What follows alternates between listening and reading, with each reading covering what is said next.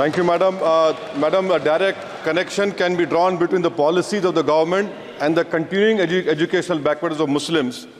In both higher education and schooling, Muslims want to get formal education, but because of government apathy and negligence, Muslims drop out of the education system is sooner than children of any other community. The government UDIC data, Madam, covers school education, says that Muslim student representation gradually declines from class 6 onwards and reaching its lowest in class 11 and 12. Enrollment percentage of Muslims dropped from 14.42% upper primary, class 6A, to 10.76% higher education, class 11 and 12. Only 76.37% of Muslim students continue after elementary education as compared to the national average of 81.26%. Madam, 28 states have gross GR of 80% for primary education, but only 12 states achieve 80% secondary level.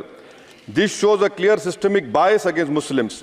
Muslim children do not have means to cross beyond primary education, but the government has limited pre-matric and post-matric scholarship class and above. I want to know from the Modi government that does the Muslims of this country have a fundamental right to education under Article 21A or not? Or do you want to make the Muslims, 17 crore Muslim second-class citizens status permanent? Madam, there are 1.7 lakh fewer Muslims pursuing higher education. That was not the case till 2021. You unleashed your ideology on the biggest minority, and you see that 1.7 lakh fewer Muslims are pursuing higher education today. And I want to give them some bad news and good news for the nation. Those who say that we Muslims don't teach our girls and oppress our women are wrong. I'm quoting data. I can challenge anyone. Muslim girls are enrolled at school level higher than boys. The gender parity index for the rest of the population is 0.93, but for Muslims it is 0.99. The sad fact is that these girls and boys are not prevented from educating themselves because of some evil Muslim men, in inverted commas, but because of crushing poverty and absence of government support. This government education policy talks about universal access to education, ensuring universal literacy in India of 2047.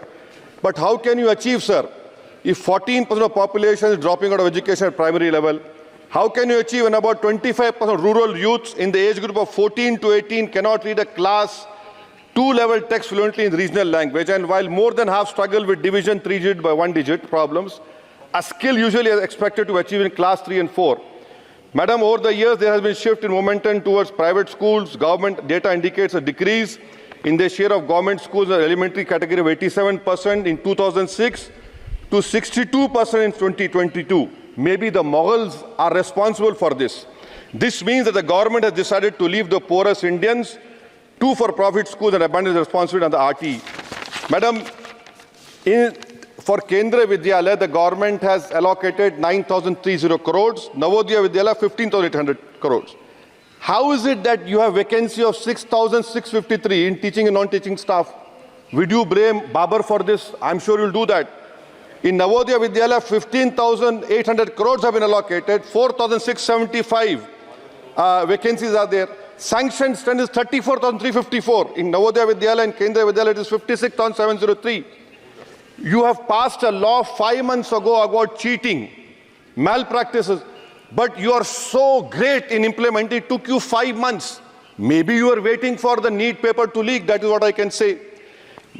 And I'll show the classic example of favoritism, madam, over here. Jamia Millia Islamia is allocated 3 lakh per student, Aligarh 3.9 lakh per student, and BHU gets 6.15 lakh per student. Why this favoritism?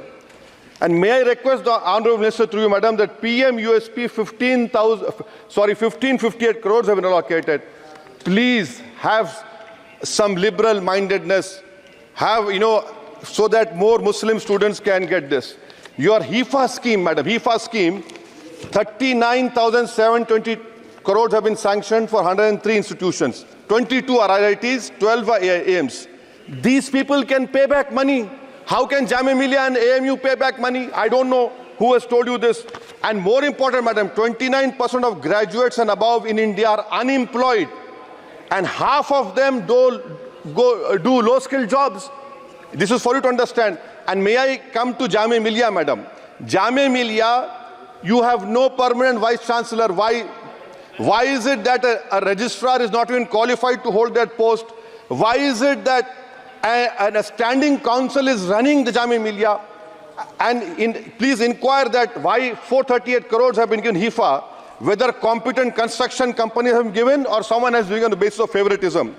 How is it, sir, that the present status of 100 years old Jamia Teachers Association, their office has been sealed, their body has been dissolved, there is no funds to run the university, to pay outsourcing staff, to build for building maintenance, no research grant. I demand that registrar and the standing council to be immediately removed.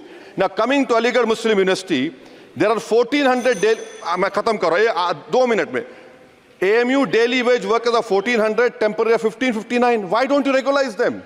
And why are you not giving separate funds, Honorable Minister Garu, to the AMU branch at Murshidabad, in Mallapuram and in Kishanganj? You want it to be closed? Madam, as of July 2023, the share of ST-OBC in senior professors is even lower. I'm giving you figures, madam. In central universities, there are 66.29 general teaching staff. SC, ST-OBC only 30%. NIT 67%. 33% ST-OBC. In IIT, 84.5 general category. SC, ST-OBC 14%. IIM 86.83%. And in general 11%. Who's responsible, sir? You are running the government 10 years. You are running the 10 years. And lastly, madam.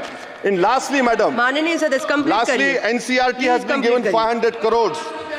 May I dare to say that this government has been distracted with fudging textbooks, teaching propaganda to children. You want me to sit down? You want to sit on record? आप बोलेंगे? जवाब नहीं दे पाओगे, बैठो खामोश तुम. NCRT has removed the reference to Babri Masjid 2002 rights. Why should people not learn from mistakes of past?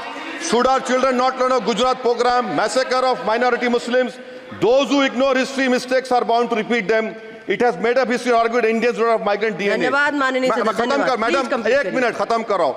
The truth is DNA shows that there are 4 ways of migration in India. Africa, Iran, Southeast Asia, and Astral pasture of the Aryans.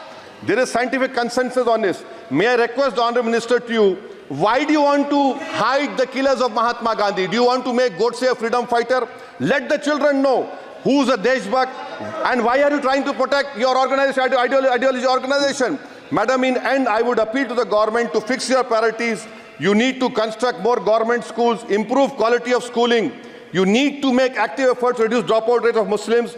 You have a job cut out for you. Do not waste your time. Do not use school textbooks as battleground for petty ideological quarrels. The future of our children depends on quality of education. May I request the Honourable Minister, concentrate on 14% Muslims. You have the highest dropout rate. This nation, we want it to become Viksit Bharat. But if you keep on unleashing the ideology of hatred, we cannot become Viksit Bharat. Thank you, madam.